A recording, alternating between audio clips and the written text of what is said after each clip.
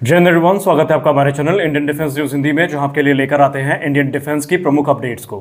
इस वीडियो में हम बात करने वाले हैं रशियन राष्ट्रपति व्लादिमीर पुतिन के भारत दौरे के बारे में। जी हां, अभी हाल ही में एनएसए अजीत डोभाल सर ने रशियन राष्ट्रपति व्लादिमीर पुतिन से मुलाकात करी थी और उसके बाद से कंफर्म हो गया कि रशियन राष्ट्रपति व्लादिमीर पुतिन का भारत दौरा इस वर्ष के अंत तक हो जाएगा।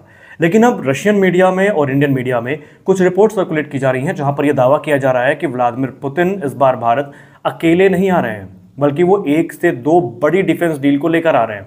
इन डिफेंस डील में Su-57 Fallon, S-400 air defence system और लॉइटरिंग म्यूनिशन, इसके अलावा दूसरे जो मिसाइल सिस्टम है जिसमें ब्रह्मोस 2K का नाम सामने आया है, ये सारी प्रपोज डील को लेकर आ रहे हैं। इस वीडियो में हम यही जानने की कोशिश करेंगे और कुछ और अहम मुद्दे हैं जिनको हम डिस्कस करेंगे, तो बने रहिए वीडियो में, क्योंकि Su-57 को लेकर के शायद हमारी परिकल्पना अब वास्तविकता का रूप लेने वाली है। रशियन राष्ट्रपति व्लादिमीर पुतिन के भारत दौरे की बात कंफर्म होते ही ये माना जाने लगा कि सितंबर से लेकर अक्टूबर के बीच में रशियन राष्ट्रपति व्लादिमीर पुतिन का भारत दौरा हो सकता है। और इस समय भारत की मीडिया और रशियन मीडिया दोनों में इस दौरे को लेकर अभी से चर्चाएं काफ़ी तेज हो गई हैं। माना जा रहा है कि भारत इस समय अपनी जो समस्याएं हैं, खासकर भारतीय वायुसेना की जो घटती स्क्वाड्रन क्षमता है, उसको लेकर काफ़ी परेशान है और इसको लेकर दोनों देशों के बीच में कुछ हाई स्टेक डिफेंस डील्स हो सकती हैं। अगर हम मीडिया के हवाले से बात करें तो रिपोर्ट्स बताती हैं कि कुछ पॉसिबल एग्रीमेंट हैं जो इंडियन एयरफोर्स को लेकर किए जा सकते हैं, जहां पर भारत की जो ताकत है उसको बढ़ाए जाने पर काम किया जाएगा। जो प्रपोज डील्स सामने आ रही हैं, जिनके नाम सामने आ रहे हैं, बताया जा रहा है कि Su-57 फाइटर्स, R-37M मिसाइल, इसके अलावा हाइपरसोनिक मिसाइल्स और S-500 और S-400 एयर डिफेंस सिस्टम को लेकर के कुछ बड़ी रिपोर्ट्स हमें देखने को मिल सकती हैं, या कुछ बड़े डेवलपमेंट हमें रशियन राष्ट्रपति व्लादिमीर पुतिन के इस दौरे के दौरान देखने को मिल सकती है। इन सब के अलावा एक advance anti stealth radar system जो है, ये भी भारत कंसीडर कर रहा है। रिपोर्ट्स की बात माने तो उसके पीछे का उद्देश्य ये है कि हमारे जो एडवर्सरीज हैं वो इस समय 5th जनरेशन फाइटर्स को काफ़ी प्राथमिकता दे रहे हैं, और ऐसे में जो एंटी स्टेल्थ रेडार सिस्टम है ये एक महत्वपूर्ण भूमिका निभा सकते हैं और हमें एक टेक्नोलॉजिकल जो एडवांटेज है इनकी सहायता से मिल सकता है। लेकिन रशियन राष्ट्रपति व्लादिमीर पुतिन के भारत दौरे में जो डिस्कशन का केंद्र रहेगा, जिस पर सबकी तेज नजर रहेगी, वो होगा Su-57, क्योंकि एरो इंडिया 2025 के बाद से रूस ने अपनी पूरी ताकत झोंक दी है, और जिस प्रकार का ऑफर रूस ने भारत को किया है, भारत को ऐसा ऑफर राफेल के लिए भी नहीं मिला। दरअसल इस समय रूस काफ़ी परेशान है कि भारत किसी प्रकार से इस डील को फाइनलाइज करे और हिंदुस्तान एरोनॉटिक्स लिमिटेड की नासिक डिवीजन में इनका निर्माण किया जाए। इससे रूस के दो काम बड़े आसानी से हो जाएंगे। पहला तो Su-57 को तो एक नया कस्टमर मिल जाएगा, दूसरा Su-57 के जो एक्सपोर्ट ऑर्डर हैं इनको भारत से ही रूस केटर करने में सक्षम होगा, क्योंकि रूस के जो डिफेंस मिनिस्टर हैं, रूस के जो डिप्टी प्राइम मिनिस्टर हैं, उन्होंने कई बार मीडिया के सामने आकर ये बात कही है कि Su-57 के लिए भारत को हम काफ़ी गंभीरता के साथ देख रहे हैं। हालांकि ये एयरक्राफ्ट निसंदेह काफ़ी कैपेबल फाइटर है और ये दुनिया के सबसे घातक 5th जनरेशन फाइटर्स में गिना भी जाता है। इसकी सुपर क्रूज कैपेबिलिटी, इसके थ्रस्ट वेक्टरिंग इंजन, इसकी सुपीरियर मनूवरबिलिटी, इसके स्टेल्थ प्रोफाइल, सब कुछ काफ़ी बेहतरीन है।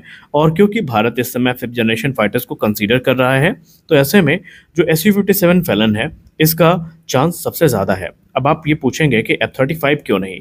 देखिए, F-35 को लेकर पहले अगर फॉर्मल टॉक्स होती तो हम कुछ बात भी करते, लेकिन जिस प्रकार के भी हालात चल रहे हैं भारत और अमेरिका के बीच में, और जिस प्रकार अभी हाल ही में ब्लूमबर्ग की रिपोर्ट सामने आई थी जहां पर कहा गया था कि इंडियन ऑफिशियल ने F-35 के लिए क्लियरली मना कर दिया है, उसके बाद चांसेस कम है कि भारत F-35 के लिए कम्पीट करेगा। दरअसल यहाँ पर अगर कोई 5th जनरेशन फाइटर एयरक्राफ्ट आता दिखाई पड़ रहा है तो वो है सुखोई 57। इसके पीछे के कुछ और कारण हैं। दरअसल यहाँ पर तो हमने बात करी कि अभी एयरक्राफ्ट में हमें देखने को क्या मिलता है, भारत में आने के बाद क्या क्या मिलेगा, आइए इसके भी बात कर लेते हैं। रशिया ने काफ़ी चालाकी के साथ इसको भारत को ऑफर किया है। रूस को ये पता है कि भारत उसी एयरक्राफ्ट को लेगा जो मॉडिफिकेशन के लिए अलाउ किए जाएंगे, और इसीलिए जो Su-57 फैलन है ये full transfer of technology, full source code के साथ भारत को ऑफर किया जा रहा है, जहां पर जो इंडिजिनस सिस्टम है भारत के, खासकर अगर हम मिसाइल सिस्टम की बात करें जिसमें अस्त्र सीरीज की मिसाइल्स आती हैं, तो वो भारत इंटीग्रेट कर पाएगा। इसके अलावा जो रुद्रम सीरीज की एंटी रेडिएशन मिसाइल्स हैं, इनको भी भारत इंटीग्रेट करने के लिए स्वतंत्र होगा। सबसे खास बात तो यह है कि भारत अपने सुपर सुखोई के लिए जो गैलियम नाइट्राइड बेस्ड उत्तम एसा रडार का स्केल अप वेरिएंट तैयार कर रहा है, जिसको हम विरूपाक्ष के नाम से जानते हैं। इसका संभावित इंटीग्रेशन भी हमें Su-57 में देखने को मिल सकता है, जिसका मतलब ये है एडवांस रडार सिस्टम, बेहतरीन मिसाइल सिस्टम, ये सारी चीजें Su-57 के चांसेस को और ज्यादा बढ़ा रही हैं। कुछ रिपोर्ट तो ये दावा करती हैं, और भारतीय वायुसेना के जो vice chief of air staff हैं रिटायर्ड, उन्होंने भी इसको लेकर दावा किया है कि भारत तकरीबन 3 स्क्वाड्रन Su-57 की कंसीडर कर रहा है। अब एक स्क्वाड्रन में हमें तकरीबन 18 से 20 एयरक्राफ्ट देखने को मिलते हैं, यानी 54 से 60 एयरक्राफ्ट जो है ये भारतीय वायुसेना की तरफ से कंसीडर किए जा रहे हैं, ताकि घटते स्क्वाड्रन की क्षमता को देखते हुए जब तक एडवांस मीडियम कॉम्बैट एयरक्राफ्ट बन के तैयार नहीं हो जाता, तब तक भारतीय वायुसेना अपनी नीड्स को पूरा करती रहे। क्योंकि इस समय भारतीय वायुसेना की स्थिति बहुत ही दयनीय स्थिति में पहुंच चुकी है।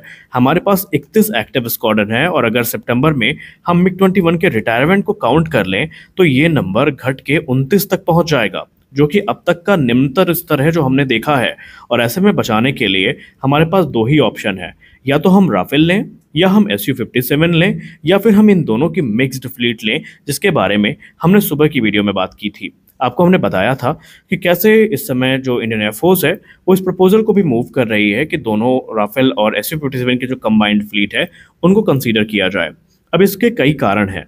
भारतीय वायुसेना ने ऑपरेशन सिंदूर में राफेल की कैपेबिलिटी देख ली है, और अब हमें पता है कि आने वाले भविष्य में 5 से 6 साल में डायनेमिक्स पूरे तरीके से चेंज होंगे, और हमारे सामने 5th जनरेशन थ्रेट स्पष्ट तौर पर आ जाएंगी। एक तरफ चाइना 200 से ज़्यादा J-20 को भारत के सीमा के समकक्ष तैनात कर चुका है, तो वहीं पाकिस्तान को भी संभावित है कि J-35A स्टेल्थ फाइटर मिलने वाले हैं।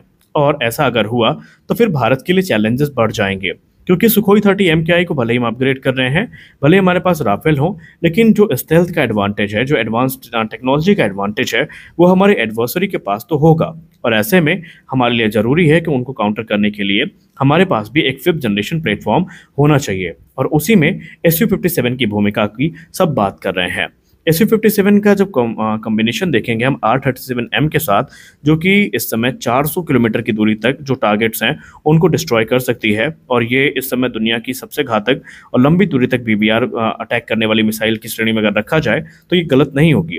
ये एनिमी के एवैक्स को मार सकती है, ये एनिमी के जो फोर्स मल्टीप्लायर्स हैं उनको हवा में तबाह कर सकती है, और उन्हें अंधा कर सकती है। क्योंकि आप सबको पता है कि एवैक्स को एयरफोर्स की आंख कहा जाता है, तीसरी आंख, जो कि हवा में नजर रखता है। और भारत ने ऑपरेशन सिंदूर के दौरान ये काम S-400 एयर डिफेंस सिस्टम से ऑलरेडी कर लिया है।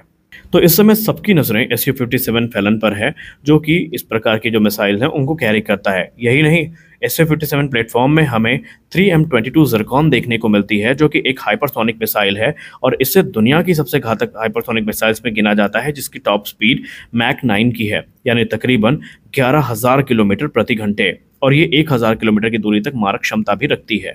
तो इस वीडियो में बस इतना ही। आपको क्या लगता है, Su-57 आना चाहिए या नहीं आना चाहिए? आप ज़रूर बताएं। मिलते हैं अगले वीडियो में, तब तक के लिए जय हिंद।